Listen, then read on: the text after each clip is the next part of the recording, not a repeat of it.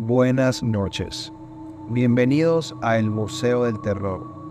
Te invitamos a suscribirte, regalarnos un me gusta y sería muy valioso que compartas con nosotros tus recomendaciones e historias en los comentarios. En este video hablaremos de varias historias que podrían estar entrelazadas entre sí, o quizá no. Lo dejaremos a su criterio. Lo que sí sabemos es que si estuviéramos en el sitio que les vamos a mencionar, es probable que experimentes lo que muchos otros han vivido. La siguiente historia se llama Cuidado con las luces y nos la narra un chico uruguayo quien no devela su nombre. Esta historia es un relato que mi abuelo contó muchas veces. Mi abuelo se llama Rubén y esto le pasó a los 40 años y según él, fue la experiencia en donde más miedo sintió en toda su vida. Mi abuelo siempre acostumbró a ir a viajes de pesca.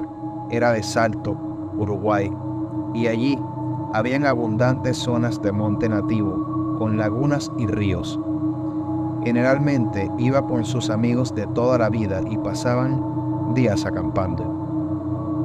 Eran finales de noviembre y era la mejor época para acampar y pescar. Un día, dos amigos de mi abuelo lo invitaron a un lugar cerca del río Daimán, donde supuestamente se pescaba muy bien. Mi abuelo Rubén aceptó. Según él, era algo lejos, pero aún así se animó. A mi abuelo se le ocurrió llevar a mi padre, que en ese entonces tenía casi 6 años y ya lo había llevado con él algunas veces. El día llegó y con todo listo, emprendieron el viaje.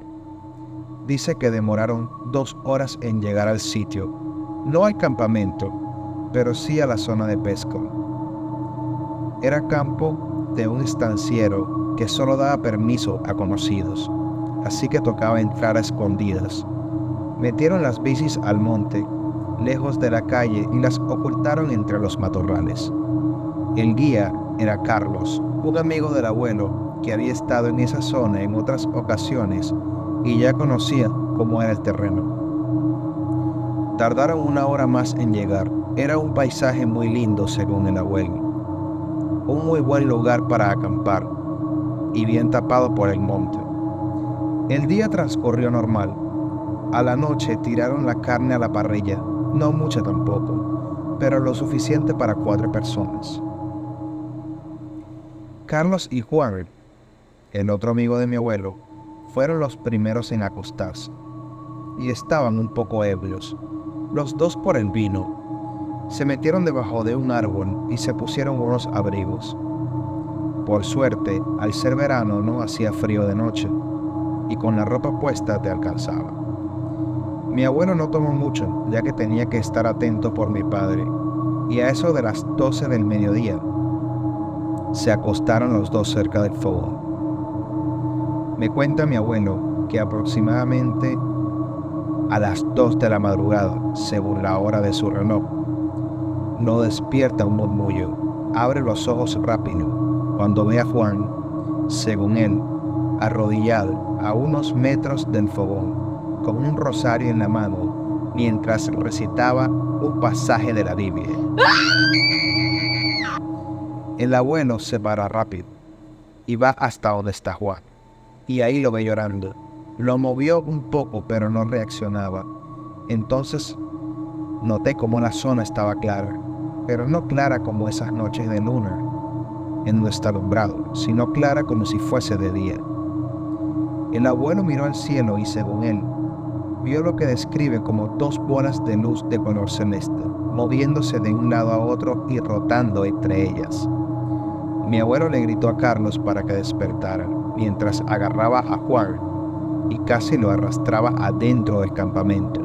En eso Carlos despierta, ya en alerta, porque conocía a mi abuelo y sabía que él no era alguien que gritara porque sí. Enseguida se dio cuenta de las luces que se movían entre los árboles.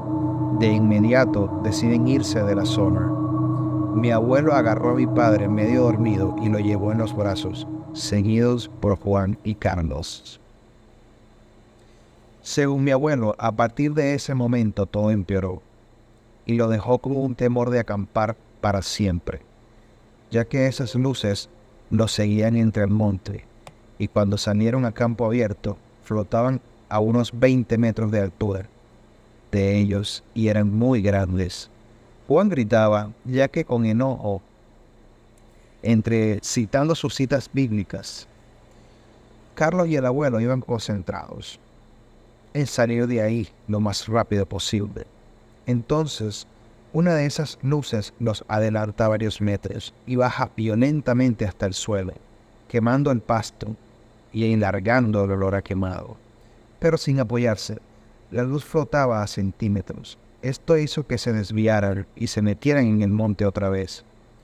Dice que se quedaron escondidos toda la noche entre los matorrales, mientras veían los destellos de estas luces, yendo de un lado a otro en el campo abierto. Tuvieron que esperar a que aclarara para moverse.